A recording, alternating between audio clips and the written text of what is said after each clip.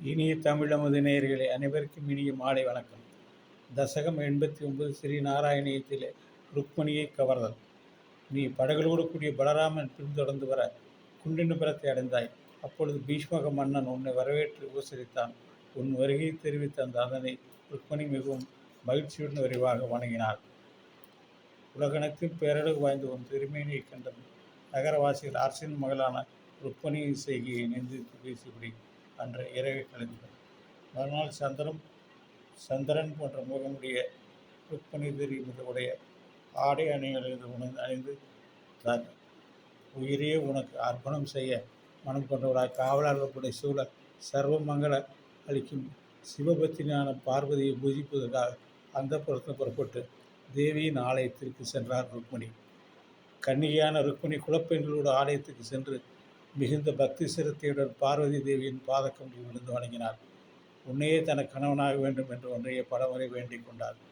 அரசர்களின் கூட்டம் ருக்மணி காவலோடு காத்து கொண்டிருக்கும் நீயோ தனியாக நின்று கொண்டது. அப்பொழுது தன் மேனி காந்தினா திசைகள் பிரகாசிக்க ஆலயத்து ருக்மணி வெளியே அழகாக வந்தாள். தேவதேவா அனைத்து புவனங்களையும் மயக்க வல்ல ருக்மணியின் மேனி காந்தியால் அரச கூட்டங்கள் அனைத்தும் மெய் மறந்து நின்றது. மேலும் அவளது இளமை செழிக்கும் ருக்மணியின் கடைக்கண் வீசுகளால் நீயும் சிறிது பரவசமடைந்தாய். சந்திரன் கொண்ட முகத்தை கொண்டவளே, எங்கு செல்கின்றும் என்றும் இனிமையை கேட்டுக்கொண்டே மிகுந்த அன்போடு அவள் அருகே சென்று அவளை கையால் பற்றி கனப்பொழுதில் தேரில் ஏற்றி கொண்டு போய்விட்டாய். அப்பொழுது எதிரி மன்னருடைய கூக்குரல் உலகெங்கும் பரவிட்டு அப்பொழுது அரசர்கள் இந்த இடையன் எங்கே சென்றான் என்று பெரும் சினத்தோடு கூச்சலோடு போர் புரிய அந்த போரில் யாதவர்கள் அவர்களை வென்றார்கள். அப்பொழுது போருக்கு வந்த ருக்மியை கட்டி வைத்து அவன் முகத்தை அலங்கோலப்படுத்தின பிறகு பலராமனுடைய தலையிட்டார். அவனை கட்டெழுதி விடுவித்து லட்சுமி தேவியின் அவதாரமாக ருக்மணியிடம் துவாரகாவுக்கு சென்றாய். தலைவனை ருக்மணியின் மனம் புதிய சேர்க்கையால் நாணமுற்றோம். உன் மீது பெரிய காதலின் குறிப்பால் காம கிளர்ச்சி உடையவளும் மந்தகாசனும் கூடிய அழகிய முகத்துடைய ருக்மணி ஏகாந்தத்தில் உறுப்புப்படி இன்பலை செய்தாய். பலவிதமான காதல் வார்த்தைகளால் அல்லும் பகலும் பெரும் மகிழ்ச்சி அடைந்த பிறகு அவளுடன் ஊழல் விளையாட்டில் ஈடுபட நினைத்தினி கபடமறியாத அந்த அழகினும் குதர்க்க வார்த்தைகள் பேசி அவளுக்கு நடுக்கத்தை ஏற்படுத்தினாய். உன் காதல் மனைவியின் சமாதானம் செய்வதற்காக குதர்க்க சொற்களை காட்டிலும் பாராட்டி பேசுவதில் அதிக சாமர்த்தியம் காட்டி அவளை இன்பரச் செய்தாய். ஏ முகுந்தா, உன் திவ்ய சரிதங்களையே பாடும் தன்னுடைய வியாதி என்றும் துன்பத்திலிருந்து காத்தரல வேண்டும் என்று நாராயண பட்டத்திரி அந்த கிருஷ்ண பரமாத்மாவை வேண்டுகிறார். நானும் கிருஷ்ண பரமாத்மாவிலே அடியவனான நானும் நன்றாக எழுந்து நடக்க வேண்டும் என்று அருளை புரிய வேண்டும் என்று அந்த கிருஷ்ண பரமாத்மா பாதங்கள் விழுந்து வழங்குகின்றேன். அடுத்த தசகம் என்பது சீமந்த மணியின் கிளைக்கதை.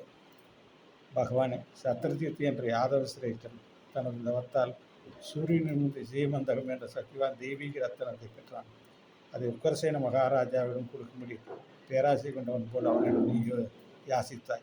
அதற்கு காரணம் என் மனதிற்கு பலவாறாக தோன்றுகிறது. ஏனெனில் உன்னிடம் காதல் கொண்ட அவனுடைய மகள் சத்யபாமாவை தந்திரமாக மனம் கொள்வதற்காக அவனிடம் அந்த மனை யாசித்தாய் என்று நினைக்கிறேன். அற்ப புத்தி கொண்ட சத்யஜித்தாக உனக்கு கொடுக்கப்பட்ட அந்த சிவந்த ரத்தனத்தை அவன் தம்பியான பிரசேனன் கழுத்தில் அணிவித்து கொண்டு வேட்டைக்கு சென்றான். அந்த ரத்தத்தின் ஒளியை கண்ட ஒரு சிங்கம் மதிமயக்கத்தால் அவன் மாமிசம் என்று நினைத்து அவனை கொன்றுவிட்டது. பிறகு கரடி உருவில் இருக்கும் வானவர் தலைவனான ஜாம்பவான் அந்த சிங்கத்தை கொண்டு அந்த ரத்தனத்தை தன் மகள் ஜாம்பவதி கொடுத்தார். மக்கள் சத்யஜித்தின் சொற்படி நீதான் அந்த மணியை திருடியதாக உன்னை பற்றி கூறலானார். பண்புடையிலிருந்து ஒரு சிறு தோஷம் இருந்தால் அது மக்களுக்கு அமுதம் போல் ஆகிவிடும்.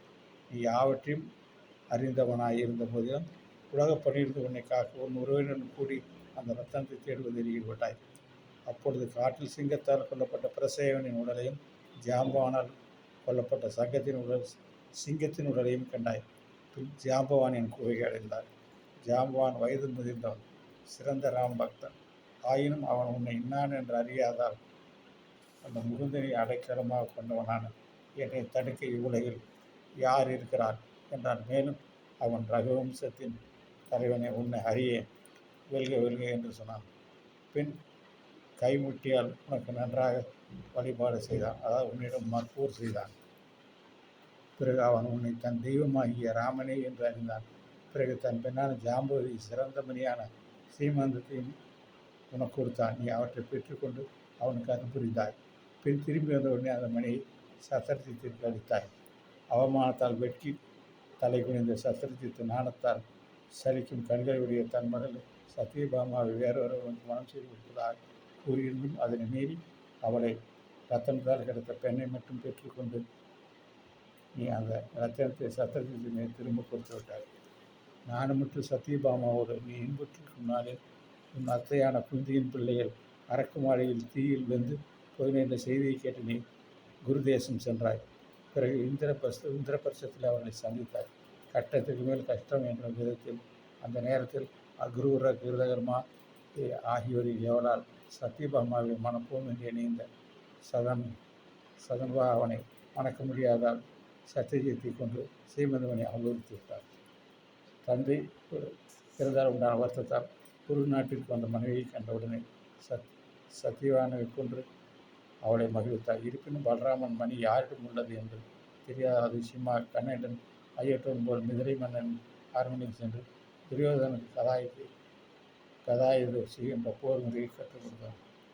பகவானே, அந்த அக்ரூரம் விருப்பப்படி நீயே தீய நடத்தியவர்களான சத்திரத்தின் இறப்பினை சேர்ப்பித்தான் என்றும், மேலும் அக்ரூருக்கு செல்வத்தை கொடுப்பதற்கு அவன் மறுத்தெழுத்து செய்வதவனை வெளிப்படுத்தி அவனை மீட்கவில்லை என்றும் சொல்கிறார்கள். ஈசனே, அந்த அக்ரூரனிடம் உறுதியான பக்தியுடையவர். அப்படிப்பட்டவன் சத்திரஜித்தை கொள்ளும் தீ என்ன எப்படி உருவாயிற்று? நான் அறிஞன், மன அமைதி மிக்கவன் என்ற அவனிடமிருந்து அவனை சிரிக்க அளிக்க வேண்டி இவ்வாறு சேரிக்க வேண்டும். இது திண்ணம். சத்யாஜித்தை கொன்ற பயத்தில் திருவர்மன் ஓடி மறைந்த அக்ரூரனை மீண்டும் அழைத்தவர் பிறகு அவனிடம் சதம்பா ஸ்ரீமந்தமனை அடைக்கலமாக வைத்து சென்றார் என்ற உண்மையை யாவரும் அறியுமாறு செய்தார். மேலும் நல்ல விரதங்களை மேற்கொண்டு அக்ரூரனை அந்த மணியை மீண்டும் அடைத்தார். பிறகு மகிழ்ந்த மகிழ்ச்சியுடன் சத்யபாமாவோடு இன்புற்று இருக்கும்போது குருவிரப்பா, நீயே என்னை காத்திருக்க வேண்டும் என்று நாராயண பட்டத்திரி அந்த சத்திய பரமாத்மாவுடன் வேண்டுகிறார். அவருடைய அந்த கிருஷ்ண பரமாத்மாவுடைய பக்தனான நானும் அதே மாதிரி என் காலையில் இருக்கிற வழியெல்லாம் போச்சு நானும் நல்லபடியாக எழுந்து நல்ல அன்புரிய வேண்டும் என்று இந்த கிருஷ்ண பரமாத்மாவை விரும்பி வேண்டி கேட்டுக்கொண்டு ஒரு பாராயணில் விரும்பி என்னுடைய குறையை போக்குமாறு அன்புடன் கேட்டுக்கொள்கிறேன். நாளைக்கு தசகம் 81 காலந்தி முதலியவர்களை மனத்தலும் கற்பக மரத்தை கவர்தல். நாளை பார்ப்போமா? நன்றி, வணக்கம். சித்ரா வா.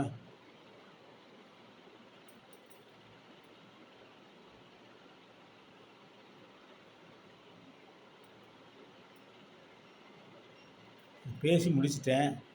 இது போகும்போது ஏதோ ஒரு இடத்துல சிகப்பாக வந்தது. அது எந்த இடம்?